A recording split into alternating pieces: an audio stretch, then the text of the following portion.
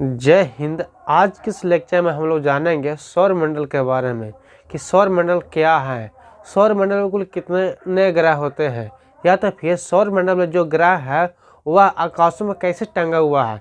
तो दोस्तों इन सभी के बारे में आज डिटेल में जाना है। चूँकि हमारे पूर्वजों लोग ने कहते हैं कि पृथ्वी भी एक सौरमंडल के पार्ट है, जिन्हें हमारे भगवान शंकर के शेषनाग के ऊपर ये टंगा हुआ है। जब यह शेषनाग अपने आप छोड़ दें तो हमारा धरती विनाश हो सकता है। क्या यह सही बात है या नहीं, आपको इस वीडियो में डिटेल्स में समझ में आएगा। प्लीज़ इस वीडियो को ध्यान से देखें। दोस्तों सबसे पहली बात करते हैं सौरमंडल।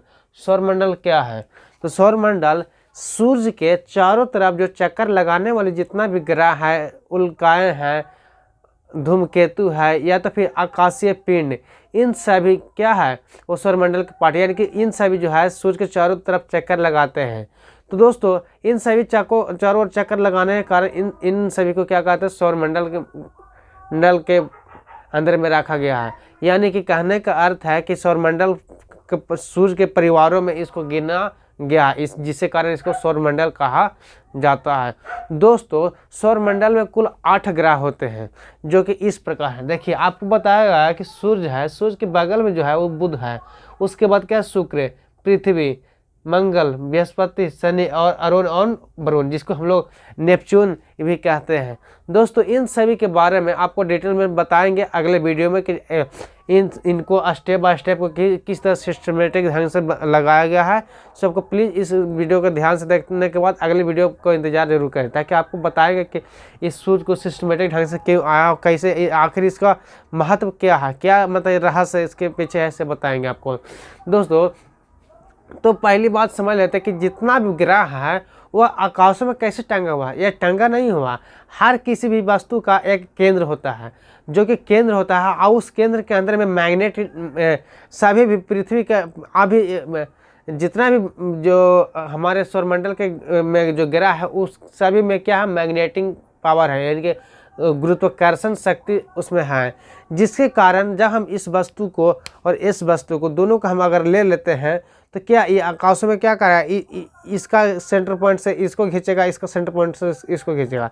जब इन दोनों को घूमते हुए भी रहेगा, सेंटर पर खींचते रहेगा, तो क्या होगा, इन दोनों एक जगह स्थिर हो जाएगा। जैसे कि आप कभी प्रैक्टिकल कर लीजिएगा एक मैग्नेट को लेकर के, जब दो मैग्नेट को लेकर के आप अपोजिट डायरेक्शन में करिएगा तो क्या करेगा, दोनों को विपल्सन करेगा, यानी कि भगाते ही रहेगा। जब उसके बाद अगर एक दोनों ध्रुव को अलग अलग करेगा तो उसको क्या अट्रैक्शन करेगा। तो सेम प्रोसेस इसी में भी है कि हमारे जितना भी सौरमंडल के ग्रह है वह क्या करते हैं, एक दूसरे को अट्रैक्शन करने के कारण एक दूसरे को टंगा हुआ, वो इसको खींच रहा है, इसको खींच रहा है, जिसके कारण से क्या हुआ, वो आकाशों में टंगा हुआ है, जिसके आकाशों में टंगा हुआ। लेकिन हाँ, इसकी एक और सर्टिफिकेशन रोल क्या है कि अगर वह कोई भी वस्तु स्थिर होता है तो क्या होता है, गिर जाता है, यानी कि कहीं भी होता है तो वो गिर जाता है। लेकिन हमारे सौरमंडल में जितने भी ग्रह है वो क्या हुआ, वो कम से कम तक करोड़ों का स्पीड में वो क्या कहता है, घूमते रहता है। जैसे कि हमारा पृथ्वी भी है सो घूम रहा है, ये स्थिर नहीं है, ये भी कहीं ना कहीं घूम रहा है, जिसके कारण से एक दूसरे को मैग्नेटिक पावर के कब्जे में आकर के टंगे हुए हैं। अगर यह जिस दिन पृथ्वी का भी घूमना बंद हो जाए तो उस दिन पृथ्वी का विनाश हो सकता है।